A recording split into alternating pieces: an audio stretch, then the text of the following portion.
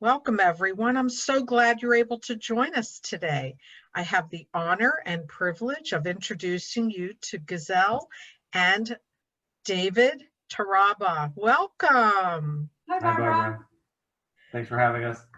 It's my pleasure, and I'm excited that both of you were able to join on the interview. So tell our audience all about what you do and how you serve your community. Oh, thank you. So I'm Gisele and that's David, and we're owners of Maitri Centre for Love and Compassion in Canada.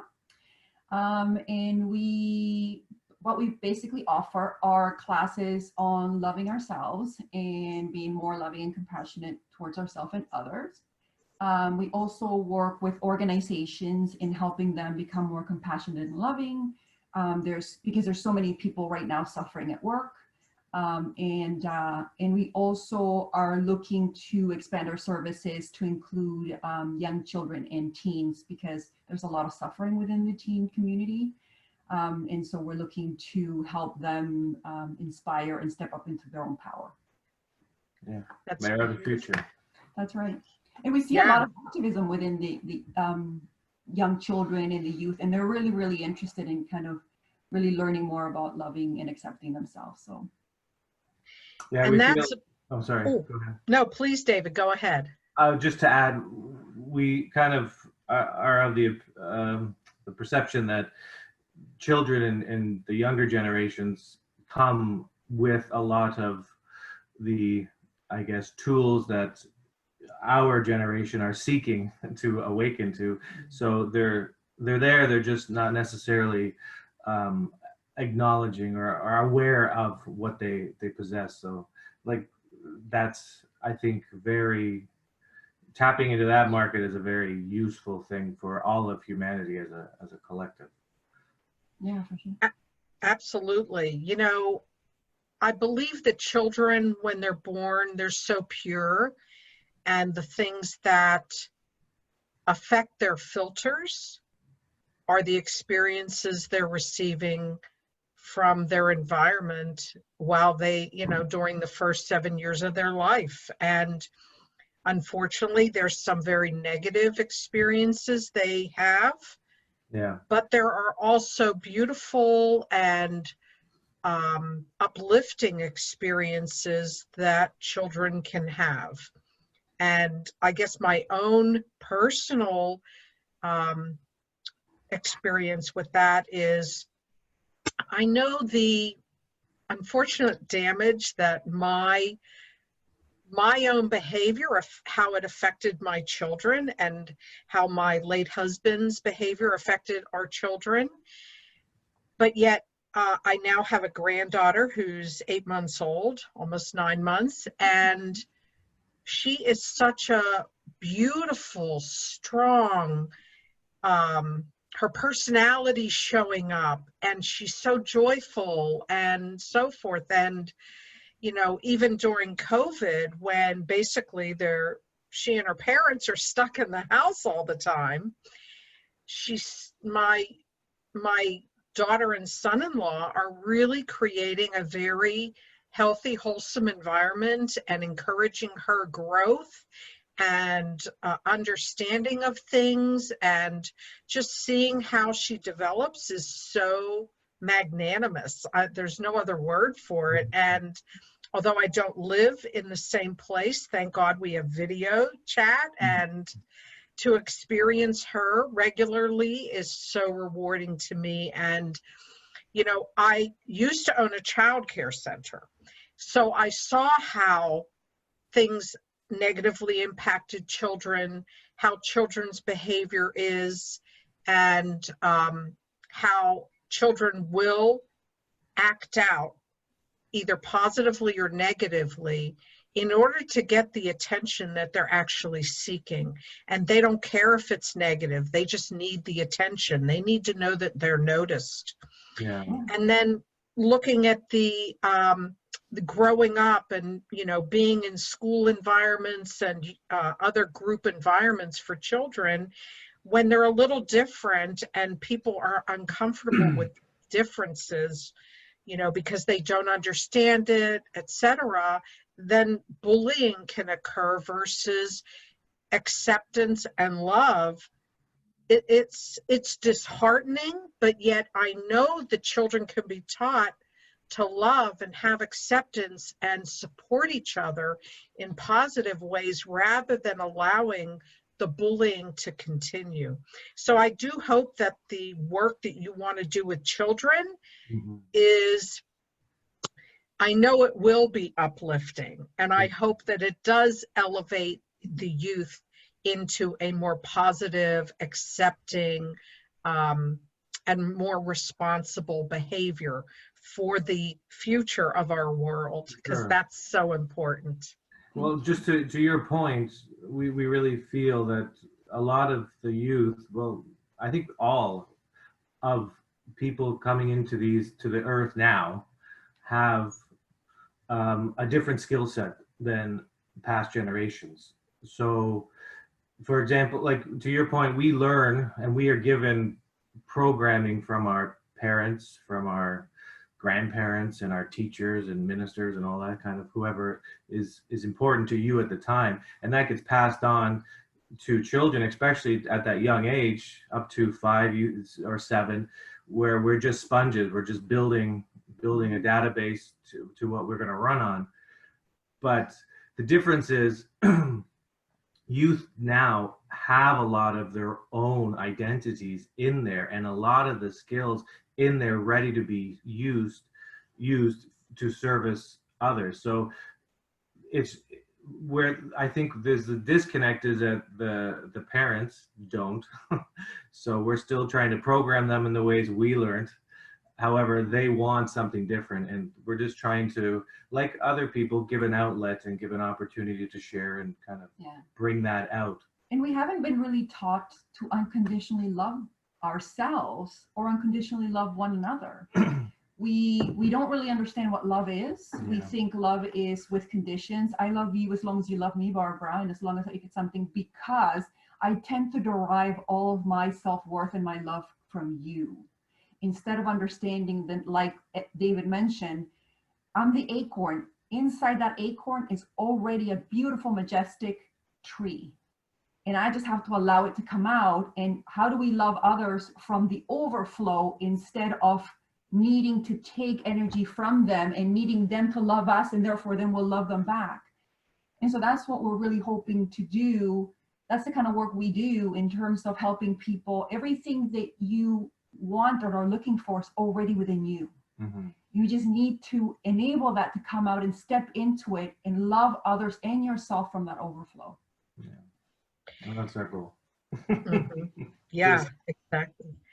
What would you say your ideal client or attendee to your learning events? How would you describe them? That's a good question. Mm-hmm. I'll take a stab at it if you want. Yeah. Our ideal client, well, I personally feel it's hard to narrow that down into one kind of box, because we're all very different and we're all having an individualized experience here. So we're all going to be a little bit different. But I guess as a generalization,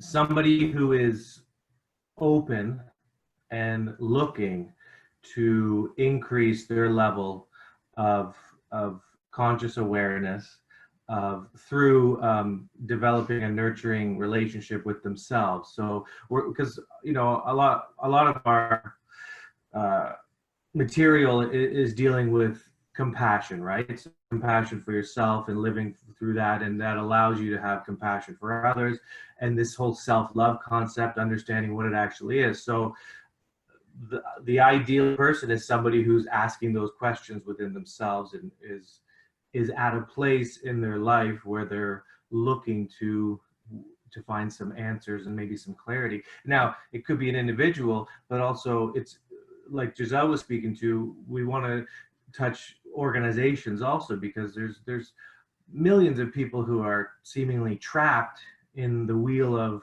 9 to 5 and are not fulfilled. well, they deserve some level of fulfillment too. So anybody who's looking, I suppose. And I think David's point is so spot on, because I think people believe that loving ourselves and being compassionate with ourselves is fluffy stuff. It's like, oh, it's just fluffy. I just love you and you love me. But it's actually hard work. It's hard work to look at yourself and see all the things you don't love about yourself. It's hard to look at your behavior and see where you might have hurt others and face the shame and or even of the behaviors that you might have done towards yourself. And so, like David said, you have to be willing. You have to be willing to do the work. You have to come and be committed to showing up for yourself and stepping up for yourself. And that can feel hard. And I think the tools we offer are to enable you to titrate yourself and to be able to say, okay, I can go this far today, but tomorrow I can go maybe a little bit further. But you have to be committed and you have to be willing to do the work. Mm-hmm. Yeah. And it's, you know, the thing that I've learned, at least through my life, and I'm in my early 60s. So at the age of like 19 or 20, I realized that I didn't really know who I was. And I had to figure out how to cut the onion open and peel the layers to figure out not only who Barbara is, but also to uncover the hidden Barbara. Right. Because being raised in a domineering, controlling environment, because that's the environment my father created, not feeling that we didn't have a voice, and being emotionally or verbally abused, made me feel so insecure. So I don't know. If I visualize what I felt back then, mm-hmm. It would be the child cowering in the corner. Yeah. So, sorry, go ahead. No, you go ahead. So the process really is around reconnecting with that little person and being able to offer them that which they did not receive and reimagine that experience. And I think once you begin to go through this process, you realize that those individuals that put power over on us, empowered people don't need to disempower other people. It's because they themselves felt so disempowered, they needed to control the environment and the people within them. Mm-hmm. And so how do we first hold space for ourselves and through those and understand that it wasn't about us, it was about the other person. Yeah. And allow ourselves to give ourselves the nurturance to be able to face that, and then be able to then get to the point of forgiveness and saying, I know you were doing the best that you could at this moment, and I can accept you for being human. And I mean, I can relate to a lot of the stuff you were saying. Mm-hmm. And as a child, I had to realize that my parents weren't perfect, that they were human beings and flawed. And I myself as a parent, I'm flawed and a human being. And I tell my kids that. I say, you know what? I tell my kids that, like, I'm not going to get it right all the time. I'm not even going to get it right maybe half the time. You have to be able to understand that I'm doing the best I can. And I know you are too. Yeah. Even with our business, the Maitri Centre, we're still learning. Like we're a teach learning. You don't ever, I don't believe you ever transcend that. As long as you're here in the physical, you're learning and you're giving back one way or the other, right? Consciously. Absolutely. Yeah. And that's beautiful. So I guess my point from before is that, so I've been on this lifelong journey, you know, majority of the time was in therapy, and it was extremely difficult, but yet it was so rewarding to be able to uncover who I really am, because this Barbara would never have shown up in her 20s. Yeah. Never. In my 30s, because I was running a childcare center, I had to show up. I had to push myself to do the uncomfortable, to, you know, talk to prospective clients, deal with problems in the daycare, deal with my employees, run meetings, you know, because at the time I had 20 employees. So I had to be comfortable enough to stand up in front of everybody and run business meetings and so forth, and engage with other childcare professionals in the world, because continuing education was a factor. There were mentoring programs that I was involved in. So, you know, when I look back at my life and how things have progressed, and yes, I was able to see the elevation of my spirit and my self-confidence and so forth, I didn't have the full transition to where I am now until like 6 years ago, when I worked with a coach. And as far as I believe I had come, and I couldn't understand why things were not clicking for me when I worked with the coach, it's amazing the feeling, the trajectory that I experienced that changed so much. Yeah, absolutely. Yeah. So, you know, in as much as I think individuals, like coaching can really, really help you step into your own power, you have to acknowledge that you had to do the work, right? So you had to show up for yourself. You had to be willing to do the work and not turn back when things get challenging, right? right. And I was at a point, because my coach and I are friends, and one of the things she said to me recently was that I'm like the only client that ever said to her when she posed working together, I said, I'm worth it. Yeah. So I knew I was at a good point to continue that process. Yeah. Right. I'm so grateful that things happened the way they did. It was, you know, when I look back at it, you know, how the universe brought us together.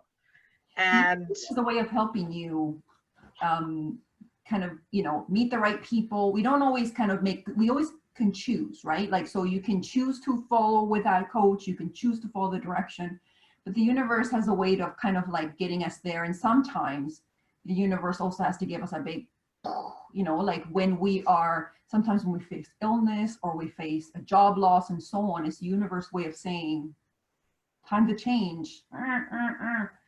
And so that's why it's important to listen to those messages. absolutely. And people, I know I've experienced that type of thing, and other people have as well, but not everybody decides to read the signs, to pay attention to them.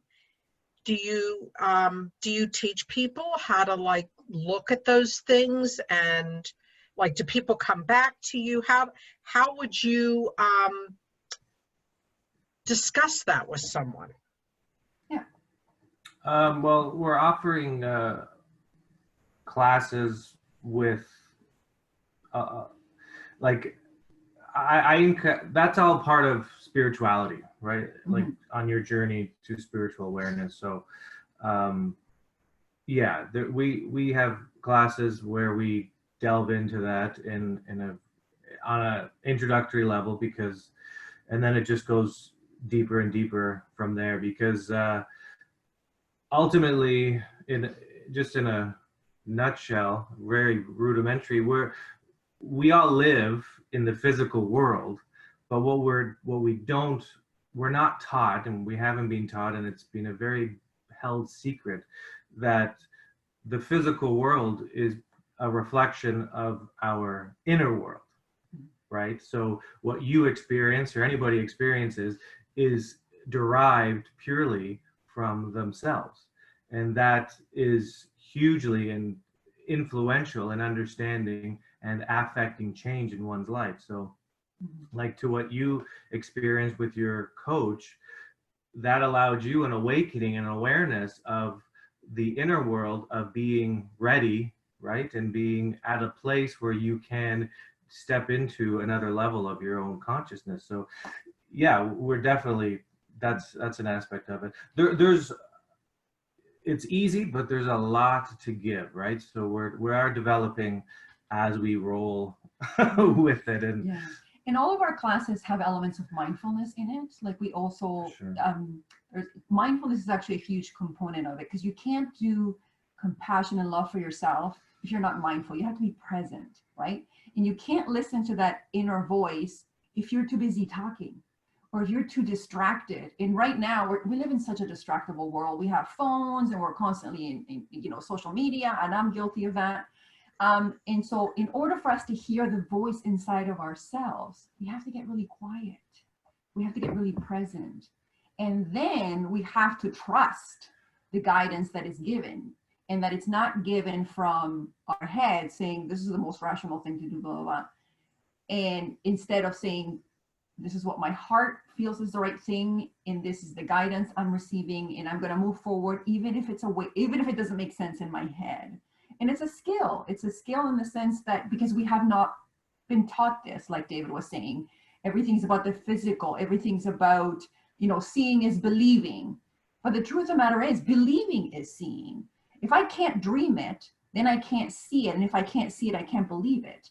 So it's about working on that skill and the mindfulness and working on being able to really be in touch with ourselves. But you have to be silent, and you have to kind of be still for that. Yeah. So to answer your question, we do focus on that and giving what we can to enlighten people in that regard, for sure. Yes. So it sounds like being self-aware, being aware of the universe around us, allowing the quiet to happen so that you can connect with the universe, as well as to acknowledge the positive that's inside you and allow that to become exposed and to nurture that. It sounds like it's a combination kind of experience that you are trying to create for people that work with you. Yeah, absolutely. Absolutely. Because you can't be aware of what's going on inside. Like a lot of people who experience trauma have a lot of trapped emotions within their bodies. And David does a better job explaining this than I can, but I'm going to try it a little bit more basic. So the trauma is trapped inside your body, and that's why we get a lot of dis-ease. And so, but if you're not in the state of awareness, if you're not present to be able to be aware of what's happening, you can't acknowledge what's in there, and then you can't start to address it, and then you can't start moving forward to creating new habits and changing thoughts and so on. So that's the beginning point. The beginning point is the awareness. So it is kind of like a step process, like you said. It's a multi-layer of developing these skills, because it took years of programming, like David said, for us to get where we are, right? We received all the programs, you're not worthy, you have to constantly perform in order for you to be lovable, you have to get married, have a job, do all these sticky boxes for you to be worthy in society, especially for women, right? So all of these programs that we have received, it's sort of like you have to unlearn them. It's kind of like an unlearning that needs to happen before you can create these new skills or habits. Yes. Mm-hmm. Not that there's anything wrong with being married. No. I just meant, in general, there's a lot of societal expectations. That's what I'm saying. Right, exactly. If there was, I was going to say, is there, no, I don't want to ask that. Okay, so I'm going to change directions a little bit. Okay. So it sounds like, the work you do is so rewarding, and as you progress with your business, it sounds like you're going to build and build as you see the needs of your clients and the community increasing, and opening up. This is where we need to go. This is the steps we get to take in order to move forward and elevate our learning ability, teaching ability, the needs of people. So that's beautiful. And I commend you for wanting to really branch out and expand your exposure and education in the ways that you are looking to do. So that's wonderful. And bringing love and joy and knowledge to the world. So that's beautiful. Thank you. You're welcome. Do you have a free gift to offer our audience? Yes, for sure. We have a few things. The first thing is we do have a half an hour free consultation. If people go to our website, they can sign up. We can talk about what their needs are, and then we can talk about what we do offer. We're also doing a free book giveaway. I do a podcast called the Love and Compassion Podcast, which is totally free. And we talk about challenging conversations around love and compassion, how hard it is in the different contexts. And so we're doing a book giveaway. And the book is You Were Not Born to Suffer by Blake D. Bauer. And so along the time, if people go to our Facebook page and like our Facebook page, and we have lots of giveaways in terms of books and so on. And the podcast is also available for free if people want to listen and kind of, challenge their own perceptions about love and compassion. Great. And what is your website address? Oh, it's www.maitricentre.com. It's MaitriCentre.com. And we have Instagram and Pinterest. So look us up. Good. Perfect. So we'll make sure that the link for your website is in the comments below, inviting people to watch this video. Oh, thank you. Is there anything else you want to add before we conclude the interview? Well, first of all, thank you for the opportunity for us to be able to share a little bit about the work we do. Would encourage people to come out and join us on social media. We also have a newsletter as well that we send out on different tips on self-compassion and self-love. We also have a blog. We're looking to build our community. We're looking for people that are like-minded individuals that want to learn to love and be compassionate for themselves and then help others do that too. So, all are welcome. Go ahead, David. No, I think Gisele's said it all. That's good. But thank you for having us. It's been a wonderful opportunity. I appreciate it. It's my pleasure, and I'm very happy that I was able to connect with both of you, and both of you were available for the interview, and your message is powerful, and I know that it will resonate with our audience, and I know that they will take advantage of the generous offers that you have so generously given. We appreciate that. Okay. So thank you, audience, for being here today, and thank you. Thank you.